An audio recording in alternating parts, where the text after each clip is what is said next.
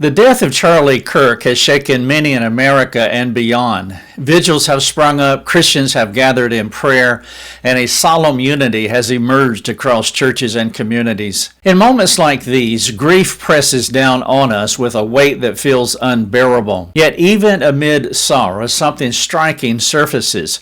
Christians grieve differently. This contrast has stood out, especially when compared to how the nation responded to George Floyd's death. When Floyd died in 2020, grief spilled into the streets as cities burned, businesses were destroyed, and billions of dollars in damage rippled across the country. To point this out is not to minimize the pain of his family or deny any injustice that took place. I am not saying that at all.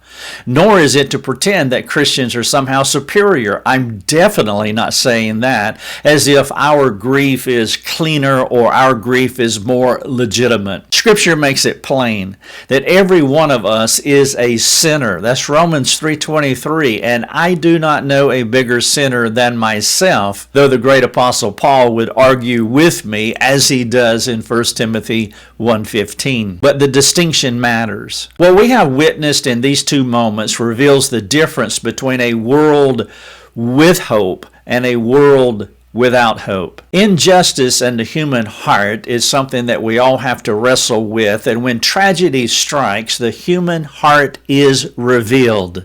All of us have been exposed.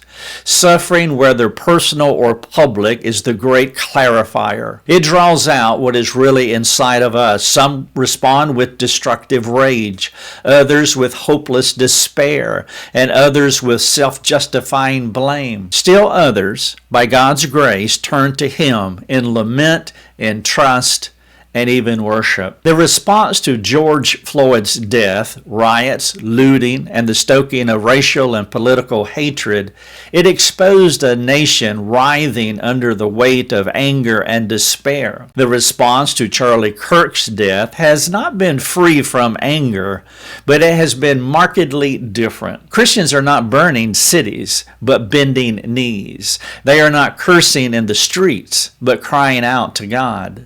The world may mock this distinction, calling it weakness, but what the world fails to see is that this restraint, this measured grief, is evidence of God's grace at work. Left to ourselves, we too would riot. Left to ourselves, we would retaliate. Left to ourselves, our anger would consume us. But God has placed a great governor on our hearts, the Holy Spirit, who produces peace where there would be violence and hope where there would be despair. Paul writes in 1 Thessalonians 4:13, "We do not want you to be uninformed, brothers, about those who are asleep, that you may not grieve as others who do not have hope." Notice Paul does not say that we do not grieve. Christians grieve. We weep. We rage at the brokenness of sin and death. We long for justice. But we do not grieve without hope. The difference is not that we are stronger or that we are wiser or that we are more moral. None of those things are true. The difference is Christ. He has absorbed the full wrath of God for our sins. He has conquered death. He has given us the Spirit as a guarantee that nothing, not persecution, not slander, not even assassination, can separate us from the love of God in Christ Jesus. That hope restrains us. It tempers our emotions. It does not erase the anger. It doesn't erase the longing for justice, but it keeps those desires from consuming us. Justice will come, whether through the courts of men or the judgment of God, but vengeance does not belong to us. Charlie Kirk's death has exposed everyone. The great clarifier it has been, friend and foe alike.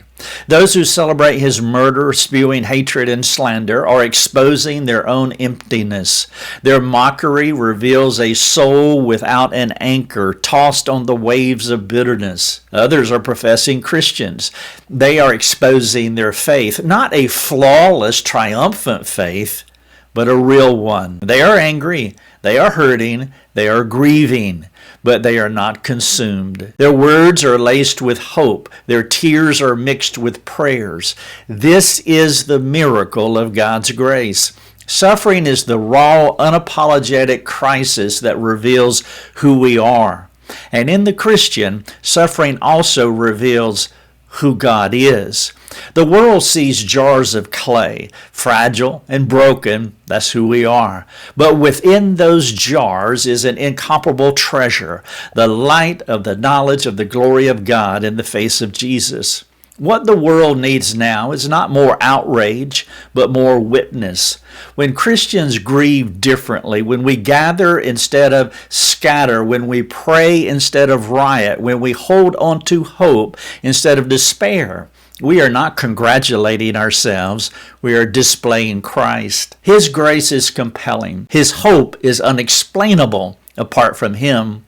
I pray that in this season of loss, Christians will be more outspoken about the hope that anchors us, not because we are immune to grief, but because we have a Savior who has entered into it with us and who will one day wipe away every tear. Until then, may the world see the difference that grace makes. We grieve, but we grieve with hope.